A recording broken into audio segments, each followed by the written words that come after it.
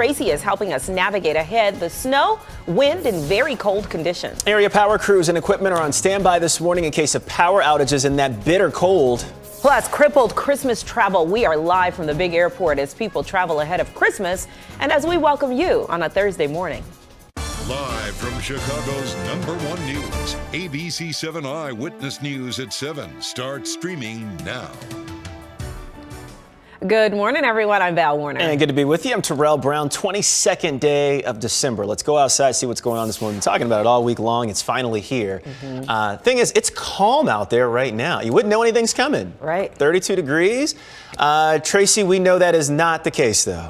I know, because, this is the way it looks. It's just cloudy around the area this morning, but here are the details with this storm. So snow is going to be spreading from west to east this morning. Most of the accumulation that happens with this storm is going to be between 1 and 8 p.m.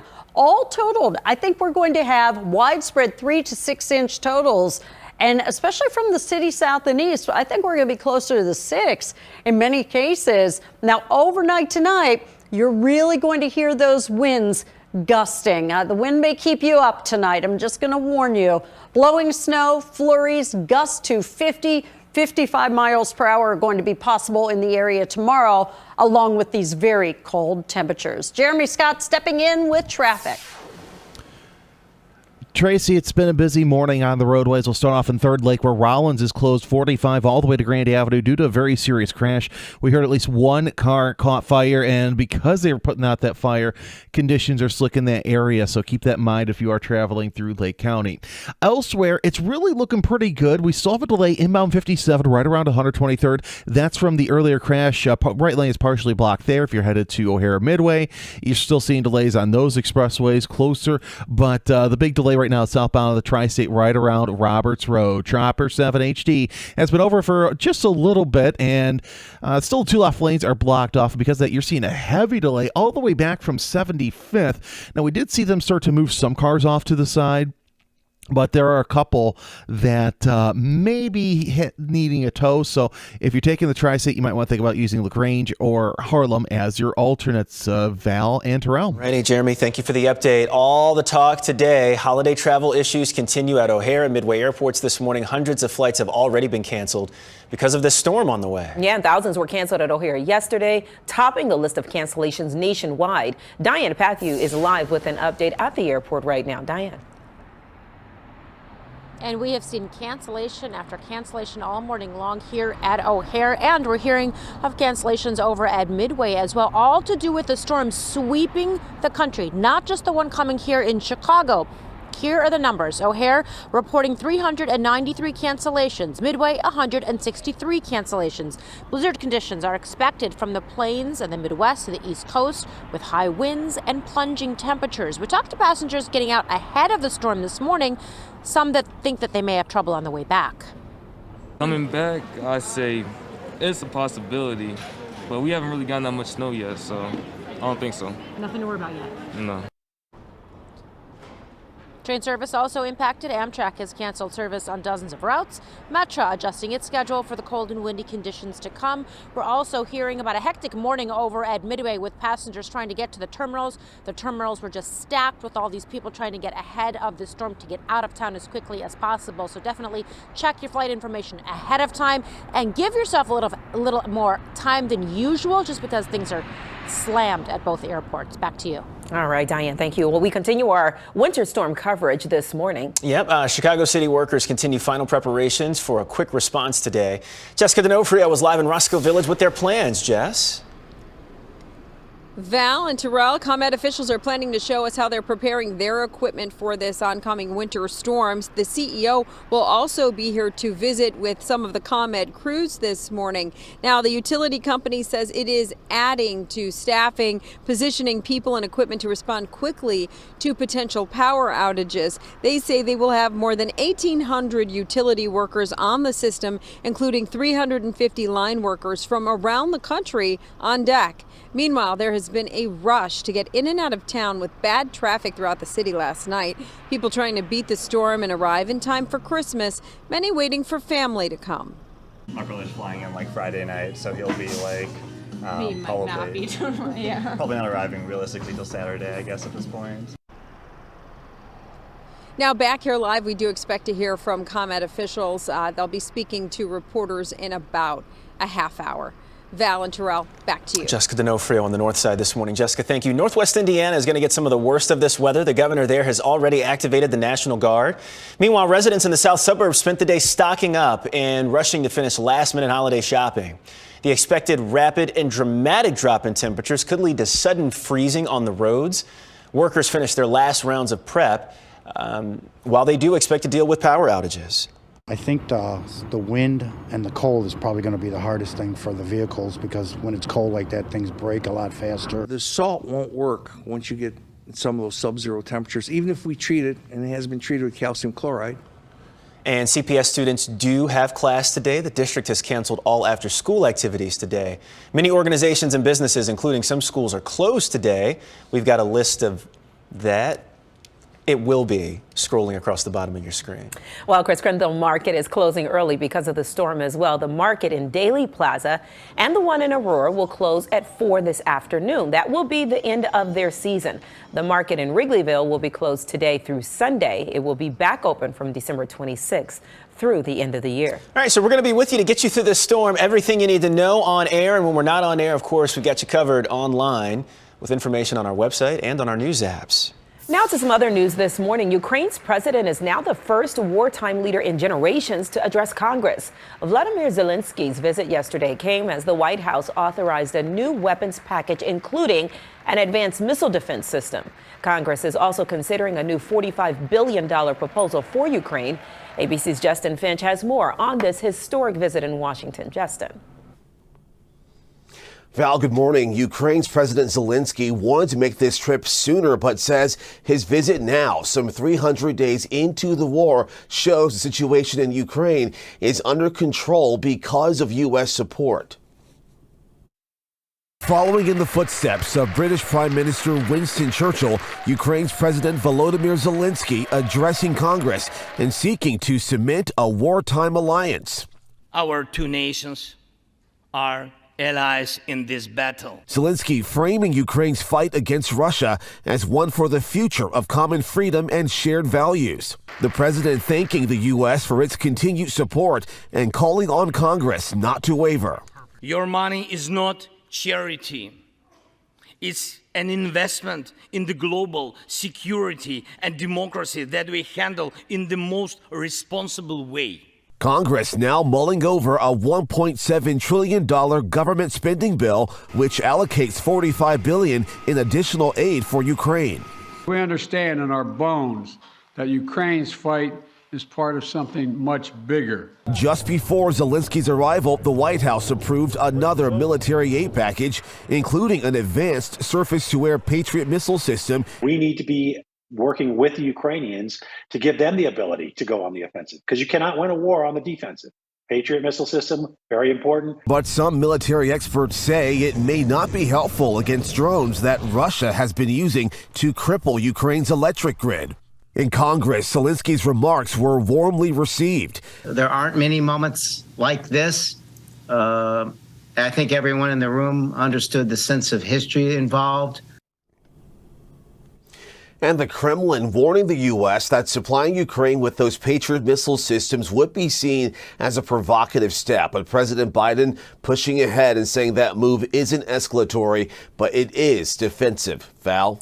All right. And as Justin mentioned, momentum has slowed toward passing a $1.7 trillion government funding bill and includes more aid for Ukraine. Senate lawmakers are struggling to reach an agreement on amendments needed to get a final vote and avoid a partial government shutdown tomorrow at midnight. A lawsuit has been filed on behalf of a Chicago mother who lost both of her feet in a boating accident on Lake Michigan's so-called playpen.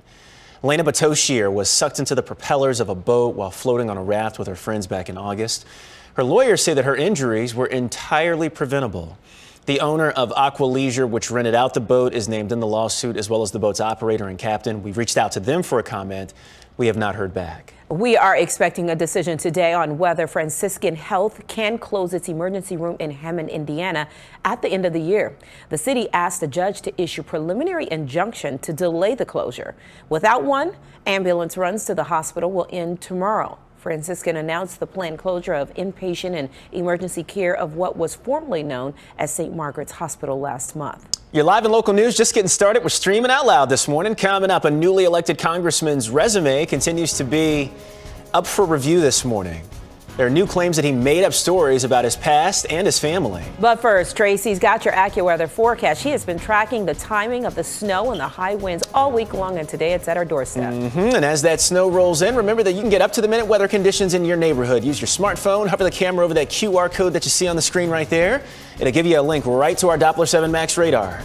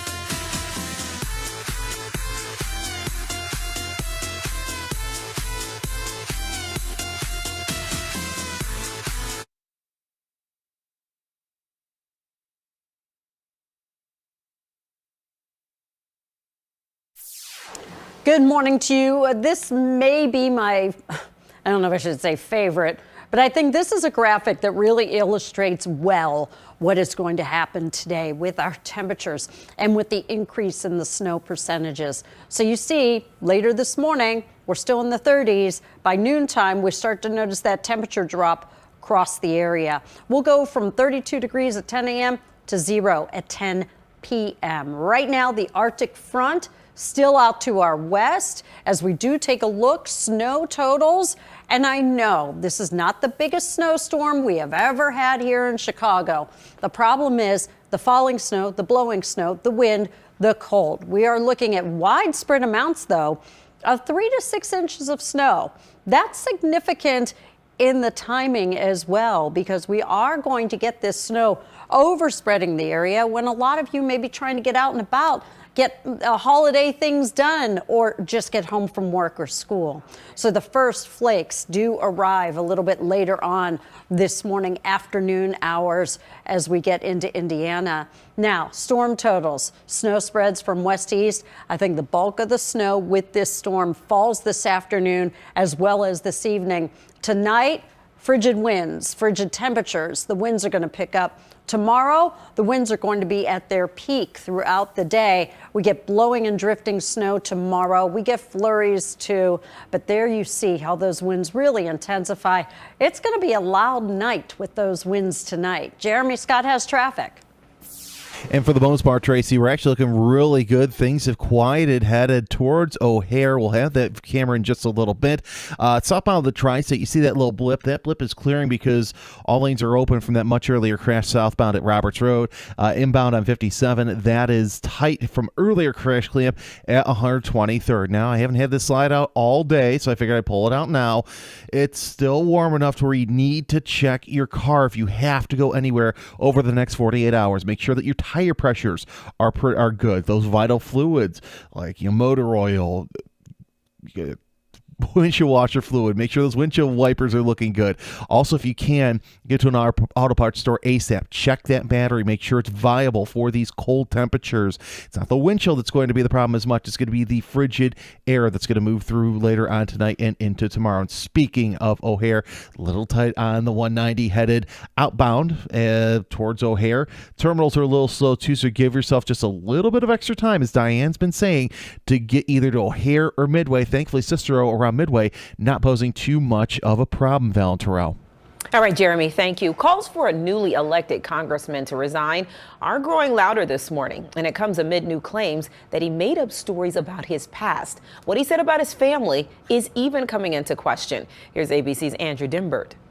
Congressman-elect George Santos of New York, whose election last month helped Republicans narrowly take control of the House, is facing new allegations of fabricating his life story. The latest claim coming into question that his grandparents survived the Holocaust. My grandparents survived the Holocaust, so these regimes of socialism, Marxism, they don't work. Santos told voters his grandfather fled to Brazil after escaping the Nazis in Eastern Europe. Fleeing Stalin's persecution, going to Belgium, finding refuge there, marrying my grandmother, then fleeing Hitler, going to Brazil.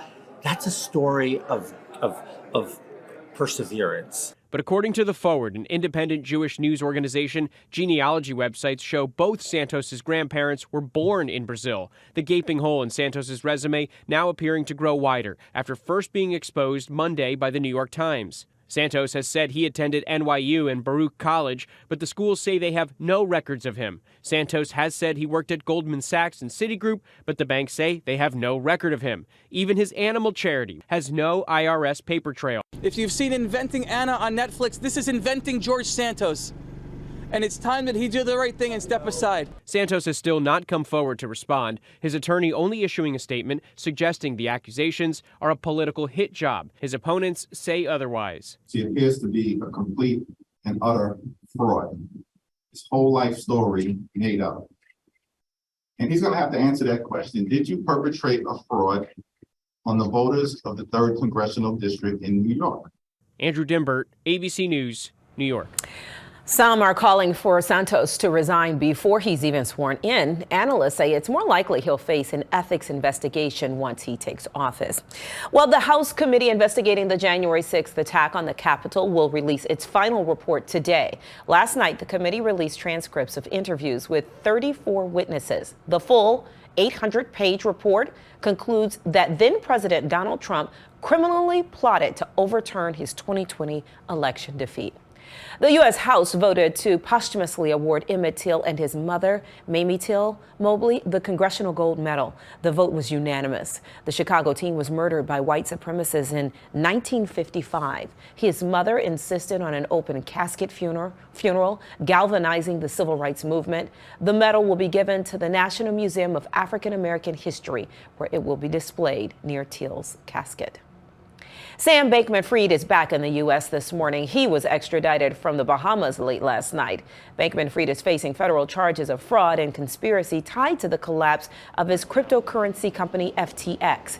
He goes before a federal judge in New York City today. His attorney will be able to request that he be released on bail. In a surprise, federal prosecutors announced 2 of his associates have pleaded guilty to criminal charges in cooperation deals. Basketball star Brittany Griner is asking her fans to write letters of support to Paul Whelan, a former U.S. Marine being held in Russian detention center. In an Instagram post, Griner said the letters she received in Russia, quote, helped me to not lose hope, before she was released in a prisoner swap earlier this month. In that post, she also explains where to send those letters. Well, still to stream this morning, a new study looks into why deaths from prostate cancer are higher in black men compared to white men. Eyewitness News, streaming at 7, continues after a break.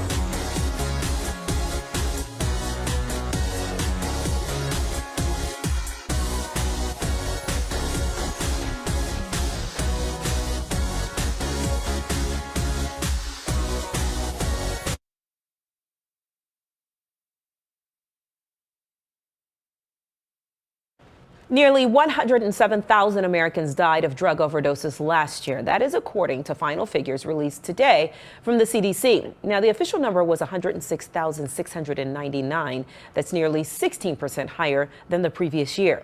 The CDC also released a final report for overall U.S. deaths in 2021. Life expectancy fell to about 76 years and 5 months. A new study finds that your race and gender have a big impact on your risk of cancer. Black men have the highest incidence of prostate cancer. Deaths from the disease are over 110% higher in black men compared to white men. White men have a higher risk for bladder cancers, and the risk of bladder and kidney cancers is up to 4 times higher for men than women. The study is in European Urology. Life expectancy in the United States has dropped to its lowest level since 1996. The Centers for Disease Control reports it dropped to 76.4 years in 2021. That's down 0.6 years from the year before. And if you're a man, your life expectancy dropped even lower to 73.5%. It is 79.3 years for women. Heart disease, cancer, and COVID are the top 3 leading causes of death. And deaths attributed to COVID increased nearly 19% from 2020 to 2021.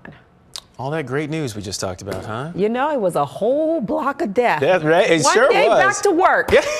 And, Yep. bring you right on down. Mm-hmm. Yeah. Hopefully we'll bring you up a little bit when we link up with everybody watching Good Morning America right now. That's right. Tanya Babbage is going to have a news update on TV in just a bit. You're going to see it here too. And then when we come back, this will definitely boost my spirits and yours too. We're going to be showcasing the trailer for Countdown Chicago, the opening performance. Stay with us.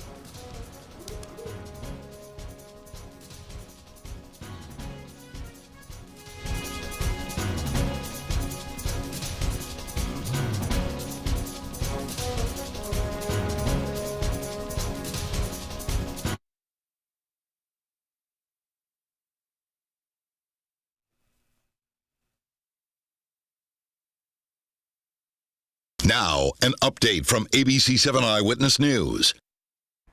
Good morning. It's 7:23. I'm Tanya Babbage. If you're going to O'Hare or Midway today, check your flight schedule first. A major winter storm that is headed our way is creating headaches for travelers. O'Hare is already reporting 399 cancellations, the most cancellations overnight of any other airport, followed by Denver. And at Midway, 165 flights have already been canceled. Train service is also impacted. Amtrak has canceled service on dozens of routes, and Metra is adjusting its schedule for the cold and windy conditions to come. Let's get a check on traffic now with Jeremy Scott. Well, as you're traveling out and about, it's actually not looking too bad on the roadways. We are watching a couple of hiccups. So one of those is northbound on 57 past 127th. Crash investigation and cleanup taking place. To see from the IDOT cam, not too far away from there, there's still a pretty heavy backup. Also in Lake County, there is a crash still closing Rollins Road between US 45 and Grant Avenue. This is in Third Lake, so keep apprised of those delays. Tracy has your updated forecast after a break. Now's the time for a healthy start. So let's move. Let's rest and recharge. And put our health first. Let's be well. To do that, let's eat well. Breathe deep.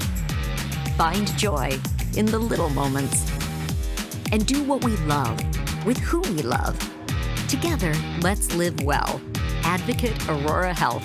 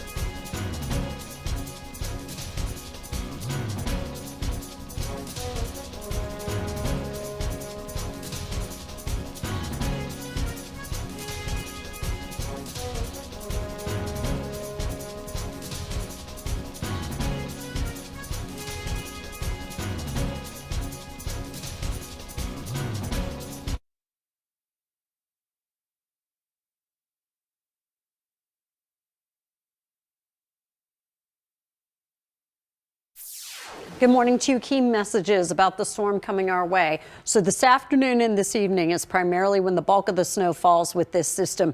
Could even get snow falling at the rate of 1 inch per hour. Now tonight, this falling snow will diminish, but those winds are going to continue to increase, blowing that snow around. Tomorrow we get flurries, blowing snow continues.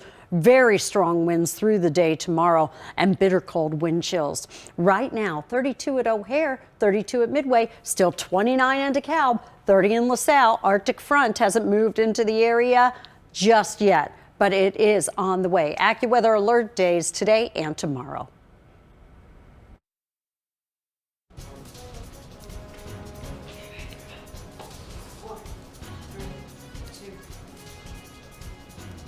Everybody could hear you counting just now, Rosa. It's got a great, yeah, it's okay. You did a great job. Okay. Thank you. I appreciate it.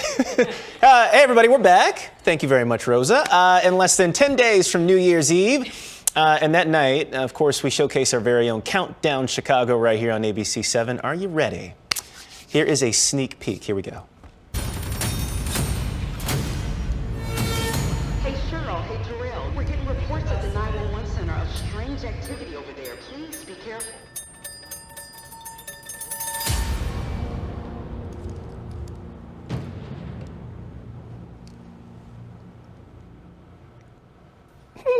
I can't wait. You cannot wait. You're the man of the hour who can tell us a little bit more than what we just saw in that trailer, because that trailer was real quick. Can you give us anything? That's the thing. It's funny how that's 20 seconds of nothing at all, right? You see a lot and you see nothing. So that's why we want more. More. So that's why they call it a tease. Yeah, it's called a tease, right? A trailer. So the largest and most complex production we've done so far. 60 dancers. And now, 60. how many did you have last year? I think we had like 20, 25. Wow. Yeah, out here on State Street. Yeah. We've got special guests who are going to be performing. They're going to be dancing. And a cameo from somebody that everybody watching right now for sure knows. And is also dancing and performing. And that's all I got. And that's all you got. Other than that, you have to watch. Yeah. On New Year's Eve, right here on Channel 7. And the show starts at what time? 11:25. Okay, so Don't miss that's it. right. That's what we need to hammer on, because folks are going to have their TV on at their little home parties. We want to make sure you guys stop the noise, turn on the TV at 11:25, because you don't want to miss the top. That's right. Yeah. Set an alarm on the phone. Yeah, because if you're 5 minutes late, you'll miss the whole thing. So be there. And hey, look, so we're dancing. We want to see your dance moves too. You see that QR code on the screen right there? Yeah. Scan that. And I know you've probably seen some of those videos on this show. But look, if you send in your video to that QR code right there, you can actually be on Chicago's New Year's Eve celebration.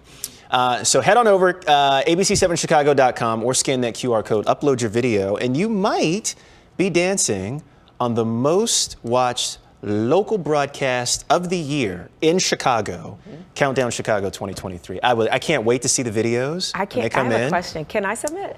Why not? Yeah, you can. Just was asking. I mean, I may end up on the chopping block, but if it's good, it'll be in there. It's not going to be good. Come on now. All right, when you shake a leg, shake a leg. Come on now. All right, coming up this morning, we're going to be looking at the most common Christmas disasters, and that includes food too. Oh boy. It's on the way. Hang on.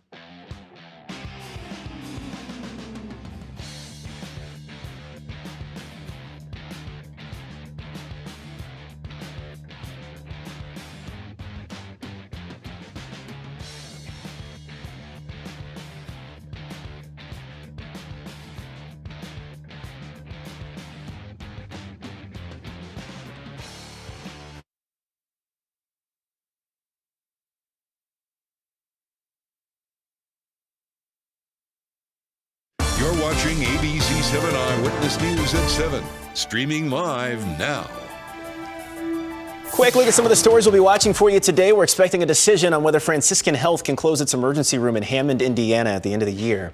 The city asked the judge to issue a preliminary injunction to delay that closure. Without one, ambulance runs to the hospital will end tomorrow. And CPS students do have classes today. The district has canceled all after-school activities today. However, many organizations and businesses, including some schools, are closed today. A list is going to be rolling there at the bottom of your screen. Chris Kendall Market is closing early because of the storm. The market in Daly Plaza and the one in Aurora will close at 4 o'clock this afternoon. That'll be the end of their season. The market in Wrigleyville will be closed today through Sunday. It'll be back open from December 26th through the end of the year. It is a tough way to go out, right? You got to close early. It's your last day because of a winter storm. Because of a storm. Yeah. Hey, everybody, bottom of the hour. I'm Terrell Brown. And I'm Val Warner. Good to be with you this morning. We're going to take a look outside right now. If you look at these pictures right now and even the temperature on your screen, and you're like, wow, it's pretty calm. And that is just that. It is the calm before the storm. Let's send it over to Tracy now for the latest on the track. Absolutely. Well, here we go. Yeah. Things are very quiet out there right now. It's almost kind of deceiving, but snow is going to be falling, moving in here later this morning during the afternoon. Falling snow, falling temperatures. I keep saying the more I look at this, we could end up with snow falling at the rate of 1 inch per hour. Tonight, those wind speeds are going to be increasing. The temperatures fall below 0. Tomorrow, we're still going to have flurries blowing snow around. Temperatures are going to be mighty cold tomorrow. Dangerous cold tomorrow with these strong wind gusts. Not only do we have to worry about just the cold, but these winds blowing things around if you're outdoors. So lots to talk about, but Jeremy Scott has things to talk about traffic-wise. And you mentioned the wind blowing things around the Indiana Toll Road, limiting bigger tractor trailers from driving on there today and tomorrow. A little bit better we've seen on our expressways. The earlier crash on the Tri-State has cleared. In Lombard, there's a crash at Main and Roosevelt. And as you're traveling through Hodgkins, LaGrange, right around I-55. So that's going to back up quick. Val and Terrell. All right, Jeremy, talk to you again soon. Thank you. Let's get to what we're talking about today. That's right. If you're getting ready to host holiday get-togethers, there is a fun new study that we want to talk about this morning. It lists the top most mistakes involving food and includes burnt turkey, burnt stuffing, undercooked roast potatoes, and soggy vegetables. Ooh. Hard or undercooked vegetables, forgetting gravy when serving up food being served cold, or just forgetting to supply vegetarian or vegan alternatives for those guests who may be that way. And the study also finds that keeping track of time and chatting with others are among the top reasons for failure or the success of the festive dinner. Might make for some pretty great stories down the road, that's for sure. We're going to welcome in Tanya and Tracy to this chat. Of course, none of these faux pas have happened to you ladies. I can just speak real quick on the vegan vegetarian thing because I went back to Richmond for Thanksgiving this year to see my family. Couldn't eat a damn thing. Aww. Big, great spread of food, turkey, dressing, macaroni and cheese, pig feet, I mean, all the good stuff. And your mother didn't have anything and prepared for you? And I just sat there and stared at it. And it was one of those like, come on, baby, you can take a nibble of this piece of chicken. It ain't gonna hurt you, right? And so, yeah, it's tough. It's always tough to go home. Especially with that great good old Southern cooking, and but your mom didn't make a special plate for you. Yeah, but they don't. You're still onboarding her with exactly, right? And I'm vegan and gluten free, so I can't even blame my mom. This is all me.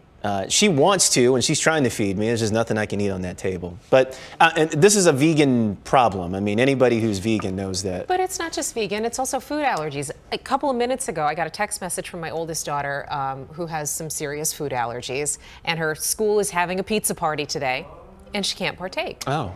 And she said, well, Mom, it just feels like I'm always missing out. Yeah. You know, that's hard. It's hard. And so when you go somewhere and people go out of their way to accommodate somebody with food restrictions or, desires even, it's so deeply appreciated. Yeah. And the even worse thing to do is to go out and grab some food or take out on Thanksgiving or when Mama's cooked And all bring that it- food bring it and then back. bring it back and I'm eating takeout in front of all that food that they've cooked. It's hard to explain to people that just don't get it. Totally is, yeah. Any disasters in the kitchen, y'all? Well, no, not for me, because nobody really trusts me to cook. I kind of don't have to worry about that. Which is why the next segment coming up is very interesting. Oh, yeah. Oh, yeah. I can't wait for that. Tracy is in the kitchen for that. Yeah, I'm kind of in the same boat as Tracy. You know, I make one thing a year, mac and cheese, and this year I outsourced it. So I didn't even make that. And it was actually very, very good because I outsourced it. And I actually have the same plans for Christmas Day. You know, we've been sick. Well, I've been sick. The family's fine. I've been sick. My mother's now sick. And my sister's got a lot going on. And I just took it upon myself to outsource Christmas dinner. So there will be no mistakes this year because I just want to make it easy. That's my gift to my family is to make it easy. Outsourcing. And I bet it's going to be delicious too. Yep. I hope so. I don't mind. I think she's watching. I don't know. It's a new chef I'm trying. Hey, right? I don't mind letting people who know how to cook. I know how to cook. I just don't know how to time everything. So that it That's all another comes thing out at the once. same time. Yeah, that's impossible. That's hard. Unless you yeah. have one of those big giant ovens. I mean, it's impossible because. But you need it gotta at different temperatures for different things. That's Exactly. true. Yep. All right. So whose house are we going to for Christmas dinner this year? Come on over, y'all. I got Is it Tanya's? Yep. Okay. All right. Eyewitness News streaming But I out don't know loud. about you with the gluten. Oh yeah, with the gluten. Right. Exactly. Right. I'll bring I can't. takeout. I will always cook for you. We're back in 90 seconds. Hang on.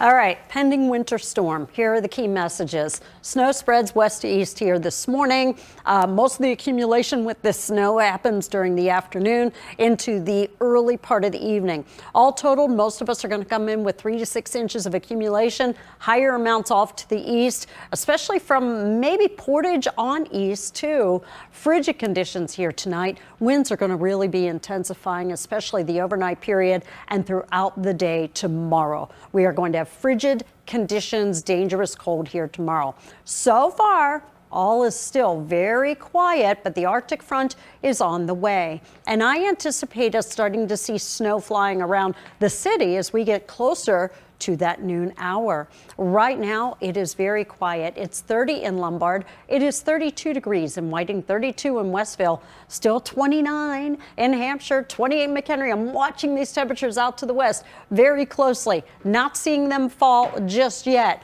but fall they will. And here is a great indication of where we're going with those temperatures through the day today. Right now, Jeremy Scott has traffic details for you. Jeremy? Well, Tracy, it's been a busy morning, but not what we normally see on a morning rush because a lot of people staying home for the holiday. You see the inbound Stevenson, tighter on Cicero, and then on the long ramp to the inbound Dan Ryan. Just checked in with Lake County. They still have Rollins Road closed in Third Lake from Route 45 all the way over to Grand Avenue for crash clip investigation, though tows are on the scene of those crashes. In Lombard, still have a crash at Roosevelt and Main Streets. also in Hodgkins, the Grange near the Stevenson, and expect that to be jammed up here shortly. But Tracy, I've got to say, I feel you on the cooking part, because there are only like one or two things I can bake. As you guys know in the studio, my wife is the baker in the family, so it's okay. Oh, tell her to send samples. Thank you, Jeremy. Will do. Yeah. All right. Yes. Now to cooking in the kitchen this morning. And by the way, Baba, thank you for the set design. If you know me, you know I don't really like to cook. So when I learned about a cookbook that promised to make cooking easier, I was excited to try. The cookbook is called 6-Minute Dinners and More. It's filled with over 100 recipes with 6 ingredients or less and pictures. So I tried one. Take a look. Hi everybody, well, welcome to my kitchen, and I am going to attempt to make a 6-minute dinner. So I have my 3.5 pound brisket. Sprinkle the onion soup over the brisket. Okay, so here's the onion soup. Next, top with the chili sauce and ketchup. So this is the ketchup. That's 2 cups of ketchup. And then this is a 12-ounce bottle of chili sauce. Add mushrooms. An 8-ounce package of sliced mushrooms, which I washed, and I guess I just... Ooh, I hope this pan is deep enough. I'm getting a little worried about that now. Pour Coca-Cola over everything. Why not? Not Diet Coke, regular. Oh my gosh, I thought it was gonna bubble over the pan. And then it says add a 1/2 cup of water. Okay, everything just made it. Bake the brisket covered in the oven for 4 hours at 300 degrees. Okay, well my oven is ready, so I'm about to transfer it. We'll see how it turns out. I can't wait. In 4 hours. Okay, I cannot believe I made something that tasted this good. I'm not even joking. Honestly, the thing that took the longest was just assembling the ingredients. So I have to talk to the woman who gave me this recipe. Her name is Karen Nakamowski. She joins us live. She is the author of the 6-Minute Dinners and More cookbook, creator of the cooking blog Mama Chef. The mother of 3 from Deerfield is here to talk about her new cookbook. Karen, good morning. Thank you so much.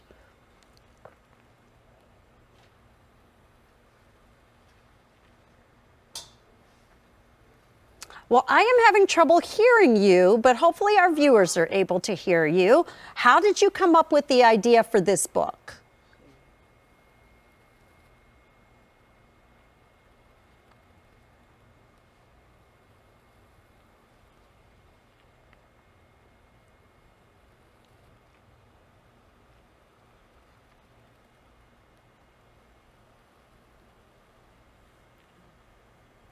You can't hear. And I realized that people really needed quick and easy recipes. People were intimidated to start cooking. I mean, as you had said, like you're making this big brisket and you're wondering, how can I do this? And so I just figured we need to simplify it. I need to figure out a way to give people confidence in the kitchen, whether it's kids starting to cook, college students, parents. I had a follower shortly after I'd started. She reached out to me and said, for the first time, I felt like a hero in the kitchen. I made dinner for my family. I had never cooked. Her husband had been the cook in the family. So it really was just people confidence in the kitchen and say, you can do this. Exactly. Well, you know what, Karen, I hate to interrupt you. I just want to get to your recipe because I'm so excited to find out what you're going to show us. Yeah. So today we're going to be making lemon herb chicken. This is so easy. If you see in my cookbook, what happened was one day I came home, I had chicken, couldn't figure out what to do. I had a garden of herbs, so I just kind of threw this together. So I'll show you how to do it. We're going to switch over here. I'm going to give you guys a couple of tricks. I always use gloves, disposable gloves when making chicken. I just find that it's so much easier. And in this recipe it has lemon juice. You can either use the pre-bought lemon juice. I'd like to use a little bit higher quality. Or if you're ever squeezing lemons, cut them in half, throw them in the microwave for 30 seconds, and you're going to get double the lemon juice out. It's unbelievable how fast the lemon juice will come out when it's warm. So all we're going to do is take a bowl here. I'm putting in olive oil, lemon juice, fresh garlic, and I'm going to tell you, your house is going to smell amazing. I mean, how good did your house smell when you made that brisket? Unbelievable. Absolutely unbelievable. So we're going to take salt and then fresh herbs. What's great about this recipe is that you can really use any herbs that you want. I happen to have parsley in my house last night, so this is just some chopped up parsley. All you're going to do is pour it on the chicken. This is why I like wearing gloves. I kind of just like to push it in. That's it. You're going to pop it in the oven. And then here, I'll show you. You have a beautiful chicken dish. You can make 4 to 6. I use chicken thighs. Oh, and there you can see it. I like to use chicken thighs when I'm making it, just because I feel like it's really foolproof with the chicken thighs. They won't get dry on the bone, and it is and it's a healthy dinner. So this happens to be nut-free, sesame-free, gluten-free, low carb. It's really, it's a lot of diet, and you'll actually see in my cookbook, each recipe is labeled with dietary restrictions. So if Karen, you know what? Again, I hate to interrupt you, but this is really important. Tell us quickly about your soup kitchen and Little Free Pantry movement. Yes. So in 2018, I started a soup kitchen in Chicago. It's at Congregation Kins. We have provided over 20,000 hot homemade meals so far. And then when COVID hit and I saw food insecurity, as you guys all did, kind of increasing, I started something called a Little Free Pantry movement. So they're pantries outside. They're kind of like the libraries, a bit larger, and we fill them with non-perishable food. So I have about 4 of those around Chicago. We've provided about 15,000 pounds of non-perishable food since we started a year ago. I have 4 pantries and planning on starting more. And what's great about this cookbook, it's really a great cookbook, is that part of the proceeds are going back to the soup kitchen and the free little pantry. So it's really a win-win. Oh, Karen, it's such a win-win. Merry Christmas to me, and my family will benefit too. But I love the idea about the soup kitchen and the Little Free Pantry. Thank you for sharing that with us. Thank you for your time this morning. Really appreciate it, and appreciate you waking up. And just one thing, with all the snow in Chicago coming, there's actually a great recipe in the cookbook for homemade snow cones. You go outside, grab some fresh snow, clean snow, and there's a recipe in there how to make syrup, and you can make like dozen snow cones. Okay. All right. Well, I will take a look at that. Thank you again for your time. By the way, if you're interested in the 6-Minute Dinners and More cookbook and learning more about the soup kitchen and the Little Free Pantry movement, we're going to connect you with those details on our website, abc7chicago.com. Val and Terrell are back after this break.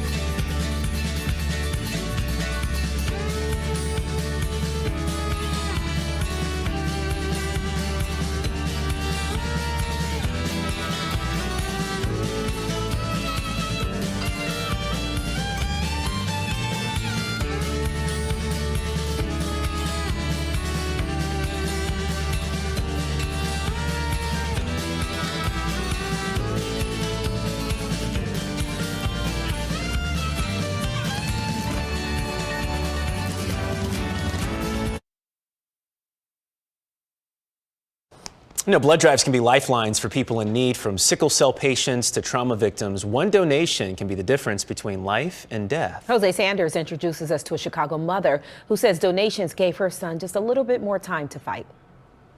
Jaden Blake's mother says he was a thriving 20-year-old. She says Blake was a sophomore at Grand Valley State University in Michigan and a stellar pole vaulter. Come on. Come. Jaden Blake was more than an athlete. Get your knee off my neck, I can't breathe. His mom, Yvonne Blake, says he was a social activist. George Floyd's death really impacted him. And an avid blood donor. De La Salle, where he went to high school, did a blood drive. And then they told them all of the different ways 1 unit of blood could help so many people. Jaden, being kind of a science geek, he was like, okay, I'm down for this. This is my calling. But last month, right before the holidays, Blake was in a car accident that landed him in the hospital for more than a week. In that last week, Jaden required over 60 units of blood products. And we were just fortunate that blood was there.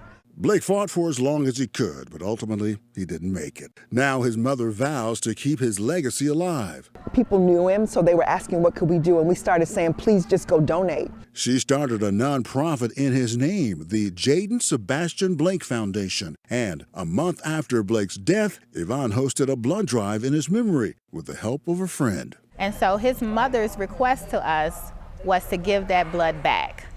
And at the very minimum, I can make that happen. No one knows that they're going to need it until they need it. Now, Yvonne is dedicating her time to spreading awareness about blood donations. We know that people in our community care. We know that people in our community are as able as anyone else to do whatever it is that they want to do. And Jaden's life is a testament to that. Like, he's gone and people are still donating in his honor. Jaden Blake's mom says more than 70 people signed up to give blood at the CSO Multiplex in Hyde Park today. She says Blake was also an organ donor, and she hopes to encourage more black people to do the same. I'm Jose Sanders, ABC 7 Eyewitness News.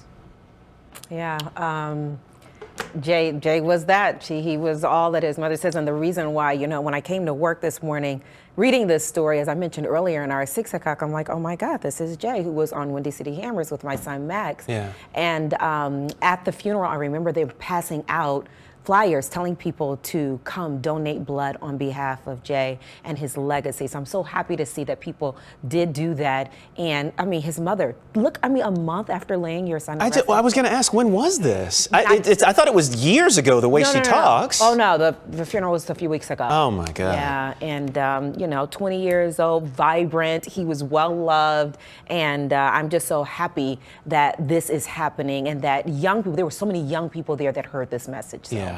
And the word is getting out, and we want to help spread it too. So if you'd like to give the gift of life this holiday season, head on over to our website, abc7chicago.com, to sign up for the Great Chicago Blood Drive, 2-day event scheduled for January 11th and the 12th.